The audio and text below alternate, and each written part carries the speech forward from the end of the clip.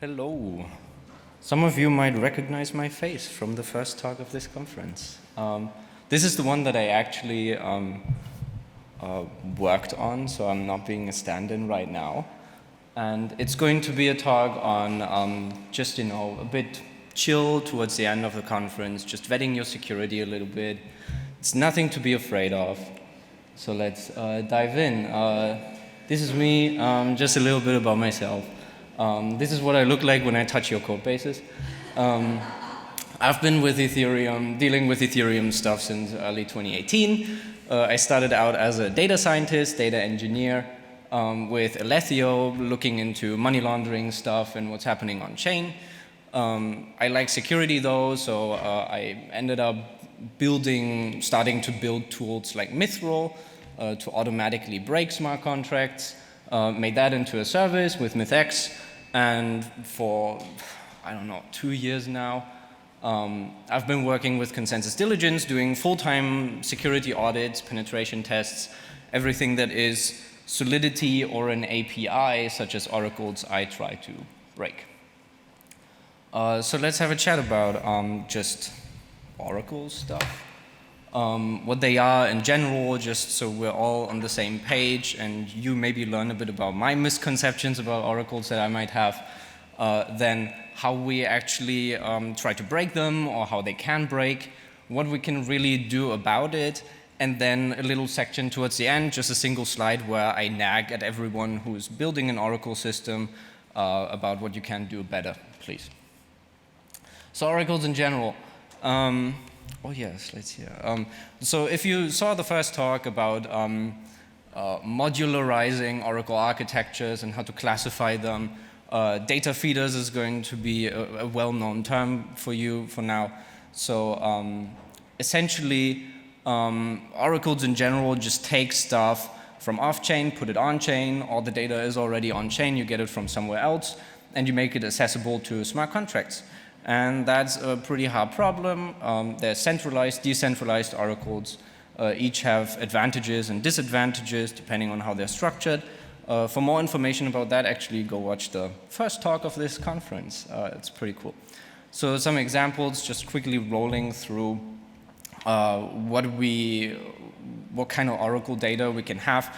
So there's currency, commodities, like gold price to ETH or something funky like that. Lots of useful data for insurances, so flight delays, weather data, pseudo-randomness, so Chainlink VRF comes to mind here if you want to roll the dice in a smart contract casino. Token price feeds, so anything from Uniswap v3s, Oracle library, for example, or Uniswap v2 reserve states, and blockchain metadata. This is the edgy part of my opinion on this slide at least, because I think that anything that comes from an external party that can be influenced can be regarded as Oracle data, and the block timestamp can be manipulated to a certain extent by a miner. So for me, it's a reasonable thing to say that that's Oracle on-chain data as well. Oracles can be centralized. This is how we first started solving this problem, or attempting to solve it. Centralization is bad, duh. The owner of the oracle can have direct or indirect control over the data because they have access to the centralized oracles. They can be like an only owner role, and that gives them an incentive to manipulate depending on how many high-value targets are actually integrating with their infrastructure. Human error is a big factor as well, so fat fingering an additional zero to a value when you're submitting your transaction. This is not to neglect, actually, and this is why we always recommend sanity checks for these scenarios. Private key loss, wallet compromise is another thing. So even if someone tries to be smart and says, yeah, I'm a centralized Oracle owner, but I have a multi-sig, private keys can still get lost and compromised, and your multi-sig only prevents that to a certain extent as well. And you're basically just shifting the problem to multiple parties and not really solving it, right? You're just making it more practically viable, but it's not a real solution. So how do things actually break apart from the obvious kind of centralization? Frontrunning is a pretty big issue in the space. There's lots of problem subsets regarding front running and minor extractable value. Regarding oracles in specific, the general front running properties apply still. We have a mempool, people submit transactions to that mempool. If you use the public mempool, everyone can see your transaction before it appears on chain. And if I can see your transaction, because the mempool is ordered by fees essentially to extract the most revenue for miners out of the mempool, I can influence the order by just submitting a transaction that has more or less fees. So I can essentially sandwich, it's called your transaction, and do stuff around it. That also applies for Oracle transactions, and this is where for you guys this should become very interesting, because this can be a price update, and there's some sweet arbitrage opportunities around price update Oracle transactions. So I can insert stuff in front of your transaction if the Oracle price update is going to increase the price. I can insert my transaction before, buy some cheap tokens, after your transaction, sell them for a profit. This happens a ton all the time, it's to be assumed. But I can also displace your transaction.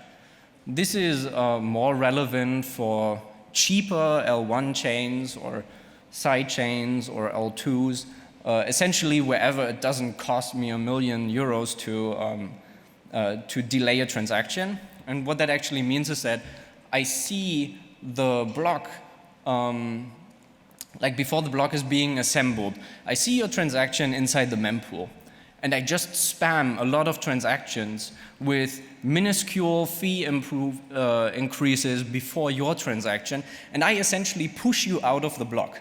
And I can use that to delay Oracle price updates by 1 block, for example, by the average block time. And this gives me quite a lot of power, depending on the Oracle system and its integrating parties, because I could trigger an Oracle contributor, like a data contributor, to be punished for being too late, for example. I can precisely calculate the cost, how much it would cost me to get you slashed. And if I get rewarded, if I point out that you're too late, then it becomes an economic game where I could turn a profit by you losing. So essentially, in general, we can profit from the systems that integrate with Oracle data that are front-runnable, and I can profit from the Oracle system itself, so by pointing out flaws or triggering disputes. So this is one of my favorite slides, because I'm going to nag here about code that I've seen. We're going to look at some Solidity here. You might recognize that from some documentation. A colleague and I have pointed out these issues 1 million times already. And if anyone from Chainlink is here, preferably with write access to their documentation, please fix that. Can anyone see the issue with that? Just anyone? Hands? Okay. I'm not gonna torture you guys. I'm gonna show you. Everything that can be used for validating stuff is commented out. And I can't count the number of times that I've seen people copy-pasting this stuff into their own code base and taking over values because it was in the Chainlink documentation. I copy-pasted because they must provide me with secure stuff. And they don't even get informed about round ID and started at and timestamp validation, because the documentation around the part where you can find this code is not mentioning any of that. There's no link pointing users to how to validate stuff properly. There's another more complex example from the Chainlink documentation. I'm not going to force you to read all this stuff, but we got the same issue twice here. And it's the same thing, right? Even if the aggregator interface returns all the data needed for validation, here it's even worse because the variable names are not even commented out. Who can tell me what the third parameter of that tuple actually is, right? And how to properly validate it? You can't. It's not mentioned anywhere. And this underlines a very important problem right now that Sure, we all have different approaches to solving the Oracle problem, and our systems are all awesome in their own way. But if we don't educate our users and they still fuck up their security, what have we really gained, right? So there's another thing that becomes an issue here, which is when Luna crashed, for example, oracles were halted, and a lot of infrastructure that had these weak integration, these weak ways of integrating with Oracle infrastructure started seeing problems because they surfaced stale data through their systems and ended up having wrong price information, for example. And here we have the Blizz Finance issue from May of this year when Luna went haywire.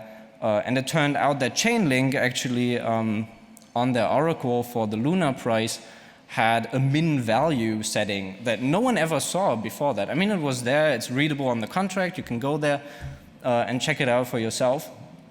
But the problem is that people didn't know that the thing they were integrating with that gives them the Luna price to ETH, for example, had this setting. So they made wrong assumptions about the infrastructure they were integrating with, and because they didn't validate stuff around it, because no one told them to, they ran into issues. And these things, as trivial as they might seem, I mean, like a stale price update is a pretty bad one, but even for smaller occurrences of this issue as a structural thing can result in protocols being drained and millions of dollars getting lost. That's a bad thing. Another often overlooked component to this issue is off-chain infrastructure. And this is one of my favorites as an auditor, because this is where most assumptions end up being broken. And I don't only audit Solidity code, but I have a background in application security and penetration testing, so I actually can take apart APIs and inject bad data and play around with the stuff that is blockchain infrastructure and the things that you're running outside of the blockchain realm. These things are often pretty hard to detect because on the blockchain itself and the transaction history, everything is traceable. It's easy to revert stuff, to reverse engineer stuff when attacks have happened and you have all the time in the world. However, if you have a server that doesn't have log rotation set up and or like a very strict log rotation setup, and after 1 hour, the logs that contain the attack are being overwritten, then you're running on borrowed time. And if you don't log stuff in the first place, which also happens quite a lot, even better for me as an attacker.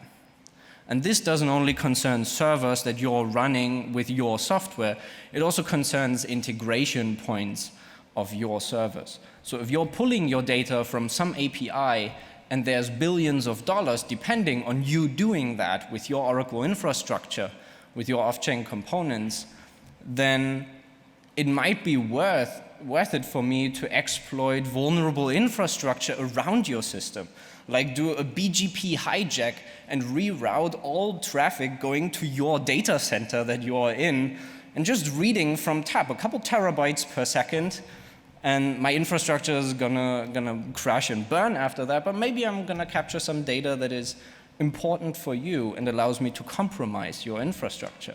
Right? That's an off-chain issue, but when designing smart contract systems, integrating with oracles, or even designing Oracle systems, who really thinks about the security of the border gateway protocol? Lack of node diversity is another one. That's a quite obvious one that I already nagged about in the first talk of this conference. So if the gateway to using your protocol is a single SDK written in TypeScript that barely anyone ever looks at, they just copy-paste stuff and instantiate things. If a vulnerability is found in there and I can make it practically exploitable, all your nodes are suddenly practically exploitable unless there's some participants in the network that are running a different kind of code base that doesn't have this exploit. This is exactly the reason why client diversity in Ethereum in general is such a big deal, because if we were all running Geth and someone would find a bad exploit in Geth that allowed them to switch off the network, then we would have a real problem. Cyber attacks are another one. This is a classic for Oracle system designers, I would say. So with mirroring and freeloading, we have some kinds of cyber attacks that are known in theory. So essentially me peeking into the data of my fellow validators and getting rewards for it. And on the other hand, me running multiple validators as a centralized party, acting like I'm 10 people, submitting that kind of data and getting more and more rewards out of it, even though I'm reading from the same source.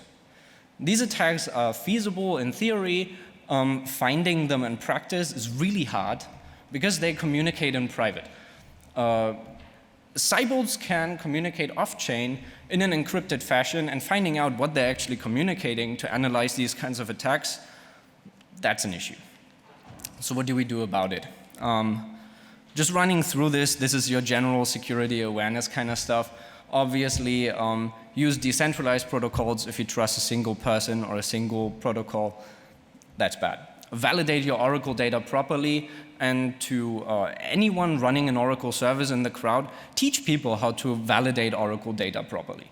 Diversify data sources. Tell people what kinds of sources they can use to get data to feed into the system, and don't make it centralized APIs or single services that people use. I'm begging you, everyone from DeFi, please do not use spot prices for price discovery. Earlier this year, I thought this stuff wouldn't happen anymore because hundreds of millions have already gotten lost with that kind of stuff, and regularly protocols got wrecked, but nope, we're still seeing it. We're still seeing it on Ethereum. We're still seeing it in communities where you would assume that they have learned by now, but this is your call again. No spot prices, please. Bad. Big no-no. Another thing is breaking up with the assumption that just because your software stuff is open source, it's secure by default. It actually needs people to look at these things. Not everyone in your open source community, of the 5 people that actually read your code, is a security expert. This is what people like us are for. And I'm not shilling audit services or anything, but I'm doing that kind of stuff every day. And if it's worth a little bit of money to you, consider that. Because the open source community might not be as creative as we are in coming up with fancy, funny attacks. Additionally to these kinds of code reviews, get a penetration test. Look at the servers that you're running, your off-chain infrastructure. Look at everything around your system and try to think about how relevant that is to your overall security, and get a pen test. If you have enough attack surface, it's worth it. And the stuff that we found in statically hosted sites alone, where you would think there's no real attack surface, is mind-boggling. So there's a lot of unknown issues that you might run into. And the last thing, it's easier said than done, do these things while you're developing stuff. So as you build your architecture and get new ideas for features, just hit up a person and be like, hey, can you take out 2 days of your schedule to tell me a little bit about the security assumptions that I have here? Can you try to break this? Is this according to best practices? These things don't have to be 3-month audit engagements costing you hundreds of thousands of dollars. This can be just a normal question in the ETH security telegram or shouting out on Twitter. And if there's more work required, people are going to tell you. Maybe not in the nicest way, but they're going to tell you.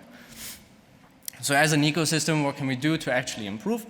Standardize Oracle systems. Make it as easy as possible to spin up Oracle systems, develop them adhering to certain standards. They don't need to be perfect, but they're way easier to evaluate and vet your security assumptions against. Similarly, come up with blueprints to build Oracle node software, and then allow people to build that kind of software in the language they like. Go, Rust, Python, Elixir, whatever you want, right? And incentivize people to do that. Similarly to data sources, just tell people where they can source weather data apart from standard REST APIs that you find with a Google search. There's more stuff around there. Maybe even send people sensors to measure data on their own, depending on what you're measuring. But don't accept that level of implicit centralization. Another thing, and I added that actually after the first day, we all have cool products. And we're all trying to solve this issue, and we're all really making an effort here. But what I haven't seen so far, I've seen many good things, but the one thing that I'm missing a little bit is just communications across brands. People sharing what their systems can and cannot do, how they are architected, and how you might be able to improve things. Because especially the designers of Oracle systems are experts in their own right in this thing. And if experts don't have a discussion about it, how can the community expect any real innovation in the space? Regarding cyber attacks, for example, and some other security-related things, this is my appeal to security researchers who might be listening, maybe in the camera. Do more security research in this space. Oracles are critical components to lots of systems. They're often overlooked because oftentimes in practical code bases they are single external calls, and then a magic value comes from somewhere. Look deeper into that stuff. Look deeper into integrating systems. Especially when you're hunting for bugs, this can actually be a pretty valuable lesson. About the future, this is slightly related. So this is just the key themes distilled again. Everything should be secure, everything should be visible. Cyber attack scenarios are one thing that bothers me a lot because they're theoretically possible and it's totally feasible to pull that kind of stuff off, but no one has ever detected cyber attacks around decentralized Oracle systems as far as I'm aware. It would be cool to gain more visibility into this. And through botnet research, for example, we already have a lot of tools around to measure that kind of stuff. We just have to use them in a creative way and maybe make some bug fixes. To Oracle systems providers, adding security considerations to your documentation and surfacing it in an obvious way is, I think, the most important thing that you should take away from this talk.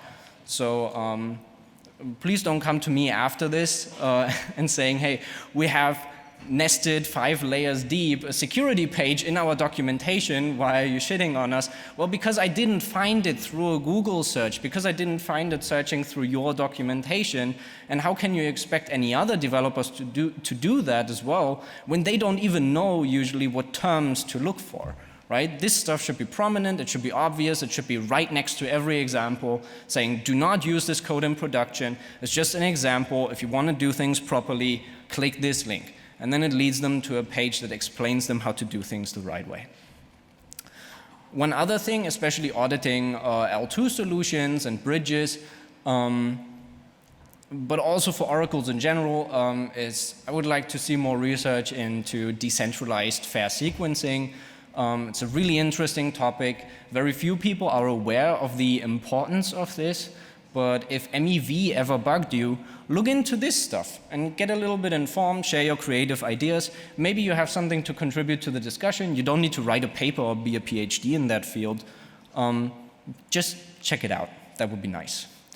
Another thing that I see is Oracle systems, oftentimes decentralized ones, are economic games.